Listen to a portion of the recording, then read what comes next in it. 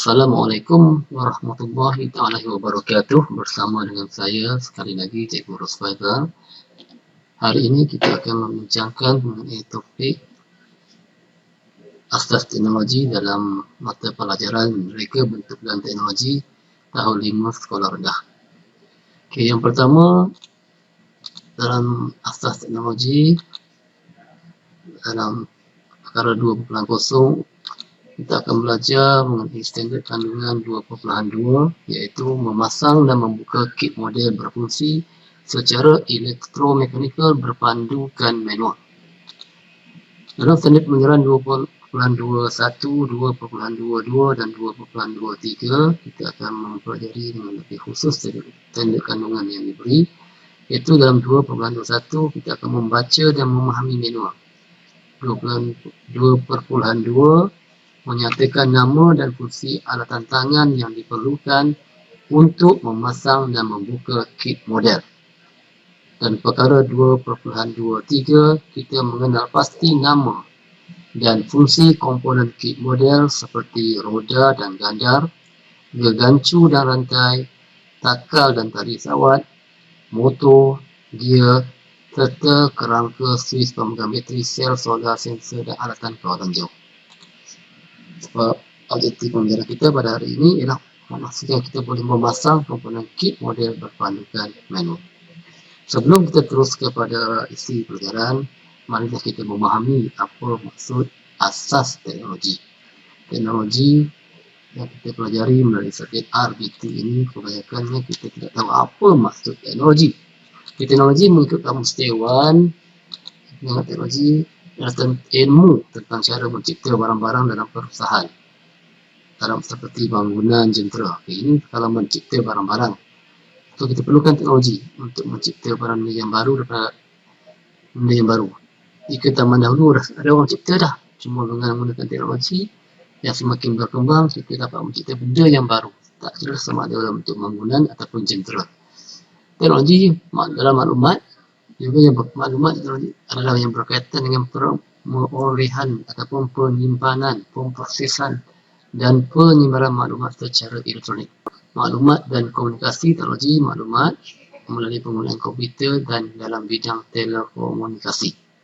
Ini bermaksud dalam bidang telekomunikasi pun mempunyai kaitan yang banyak dengan teknologi.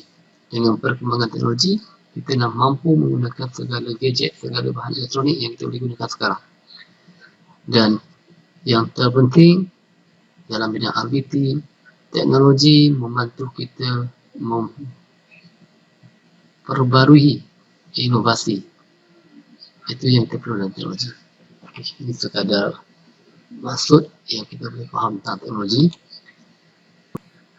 Jom kita lihat kepentingan dalam teknologi.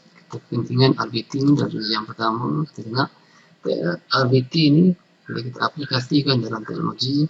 Ia boleh menjadikan kehidupan kita lebih mudah dan selesa, menyumbangkan kepada perkembangan teknologi moden, menyumbangkan kepada pembangunan sosial, sains dan ekonomi, memenuhi kehendak individu dan masyarakat, memudahkan urusan kerja melalui pengubahsuaian, memupuk nilai invention, in English kita panggil invention, inovasi ataupun innovation dalam English, dan kreatif. Inovasi dalam teknologi ini kan membuka ladang kerjaya kepada orang ramai. Bila kita belajar tentang RBT ini, kurang-kurangnya ia membuka minda kita. Ada ilmu yang berkaitan yang boleh mampu memberikan kita kerjaya. Mari kita tengok pada maksud yang seterusnya tentang etika. Okey, ramai orang mampu mencipta sesuatu. Ramai juga yang bercita-cita untuk mencipta sesuatu. Namun ingat, adakah ciptaan kita itu ataupun inovasi kita itu, kreativiti kita itu digunakan untuk kebaikan bersama ataupun sebaliknya. Sebab itu etika dalam RBT ataupun etika dalam teknologi, kita kena menekankan aspek nilai murni. yang menjadi pegangan dan amalan seorang mereka bentuk supaya hasil ciptaannya itu tidak memudaratkan dirinya dan pengguna. Ramai yang mencipta, tapi kadang-kadang bahan ciptaan itu boleh memudaratkan orang lain. Apa contoh yang boleh kita berikan? Contohnya senjata. Senjata bagus untuk mempertahankan sebuah negara, tapi senjata jika digunakan dengan tidak betul, ia juga boleh memudaratkan dan menyebabkan orang yang tidak berdosa kehilangan nyawa. Itu contoh. Apa? Kita teruskan. Seterusnya kita melihat tentang kit model. Apa itu kit model? Kit model terdiri daripada komponen-komponen yang boleh dicantumkan sehingga menjadi satu model yang lengkap. Contoh-contoh kit model yang kita boleh pelajari adalah seperti kit model kereta, seperti mana yang telah dipelajari semasa tahun 4 dahulu. Contoh lain, kit model robot dan juga kit model helikopter. Bila kita lihat kit model helikopter, seperti mana juga seperti kit model kapal terbang ataupun kereta kawalan jauh yang menggunakan sistem kawalan berfungsi, iaitu menggunakan alat kawalan jauh. Kedua 2.2 memasang dan membuka kit model berfungsi secara elektromekanikal berpandukan manual.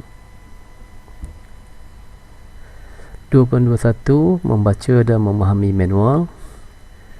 Apa yang dimaksudkan dengan manual? Manual adalah buku petunjuk atau buku yang mempunyai maklumat mengenai petunjuk penggunaan sesuatu produk supaya boleh digunakan dengan betul dan selamat, serta juga menjadi buku panduan untuk memasang komponen-komponen kecil menjadi satu produk yang siap dan lengkap boleh digunakan. Manual kit model. Contoh manual kit model yang kita boleh lihat seperti contoh kit model bas, kit model kereta kawalan jauh dan juga kalau di luar kita boleh untuk pasang robot undam. Kit model 2.2 menyatakan nama dan fungsi alatan tangan yang diperlukan untuk memasang dan membuka kit model. Mari kita lihat nama dan alatan tangan. Okey, alatan tangan untuk memasang kit model. Terdapat beberapa jenis alatan tangan yang boleh kita pelajari yang khusus digunakan untuk memasang dan membuka kit model. Alatan yang pertama adalah pemutar skru Phillips. Fungsinya untuk mengetatkan dan melonggarkan skru kepala Phillips. Skru kepala Phillips ni kebiasaannya berbentuk seperti lurah-lurah bentuk T ataupun tanda tambah. Alatan yang kedua adalah seperti pemutar skru rata.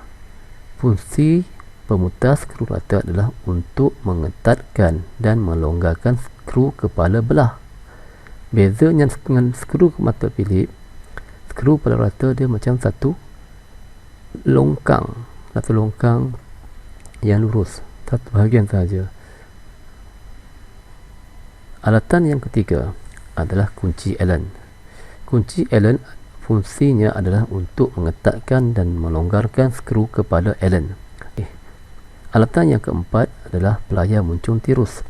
Pelayar muncung tirus fungsinya untuk memegang komponen yang kecil. Kenapa kita menggunakan pelayar muncung tirus? Kalau kita lihat pelayar muncung tirus ni, ujung yang kecil mampu untuk kita memegang alatan-alatan kecil yang kita nak cantumkan atau nak kita pasangkan dalam kit model yang tidak dimampu kita pegang dengan tangan sendiri.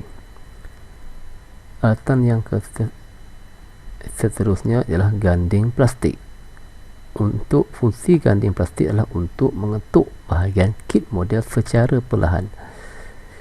Ganding seperti mana yang kita ketahui terdapat beberapa jenis, antaranya ganding getah dan juga ganding kayu.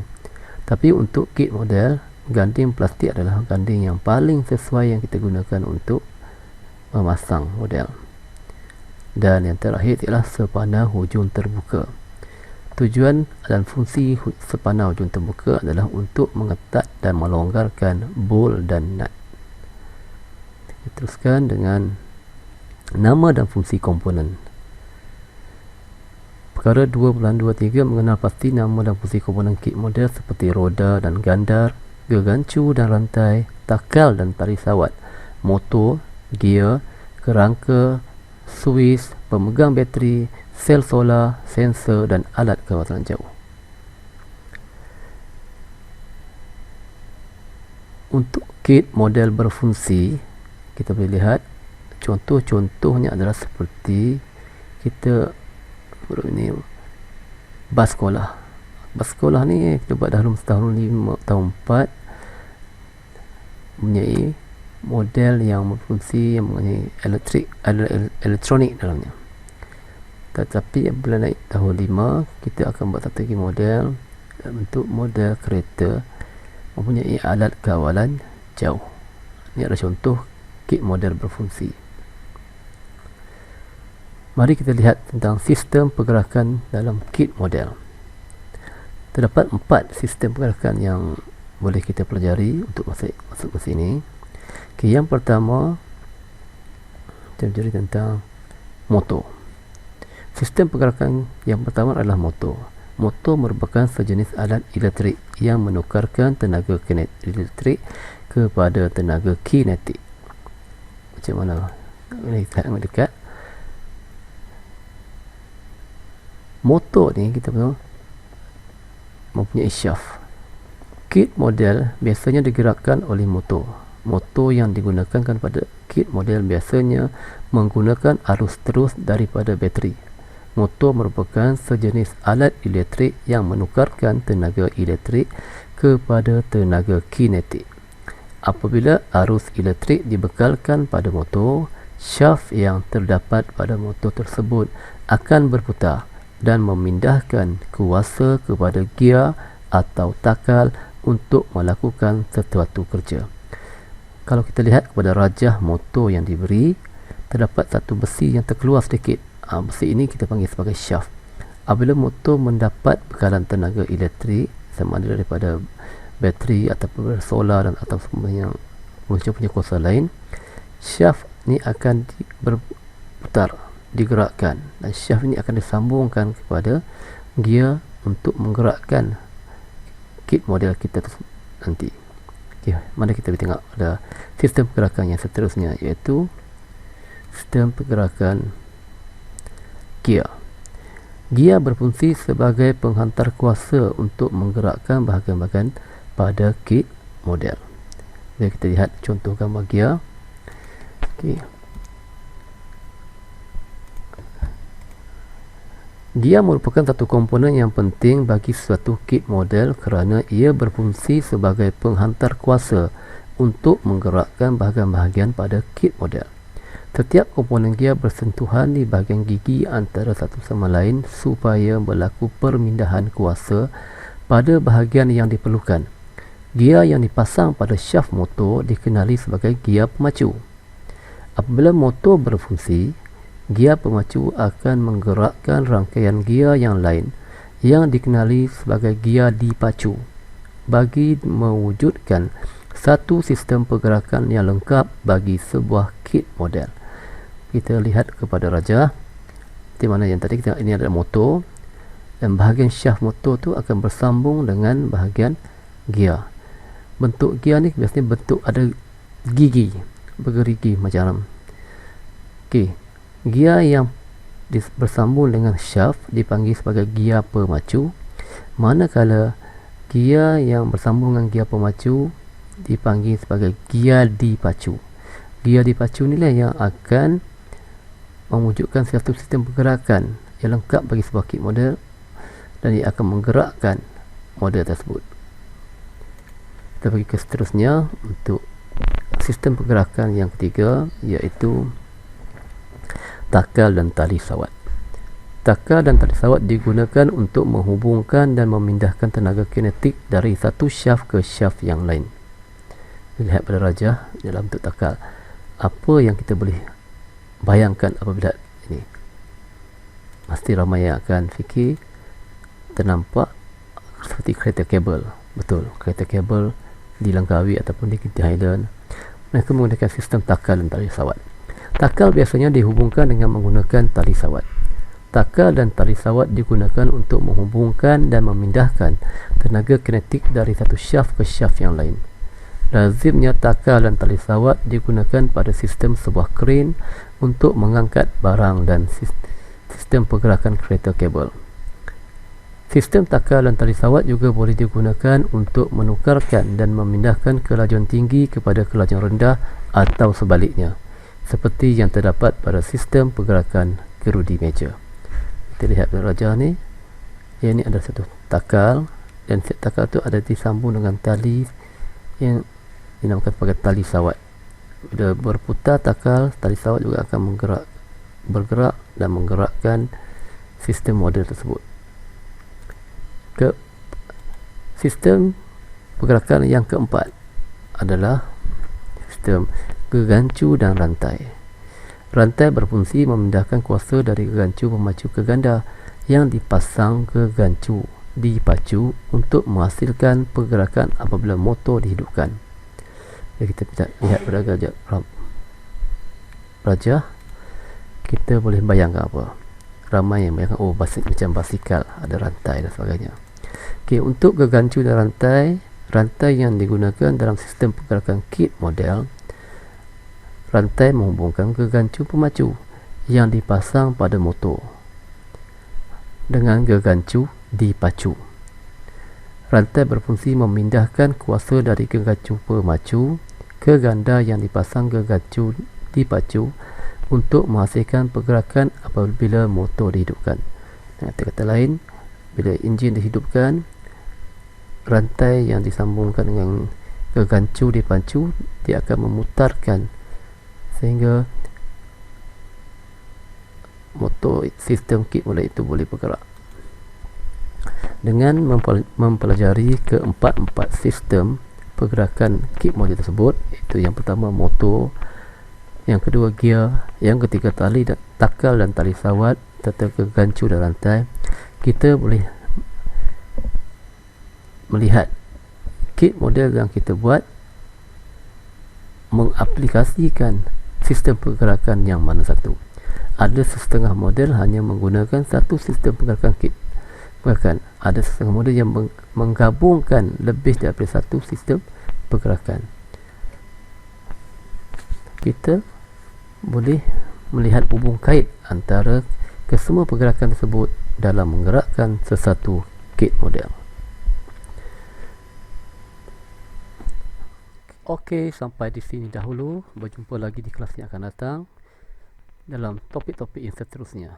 Sekian, terima kasih.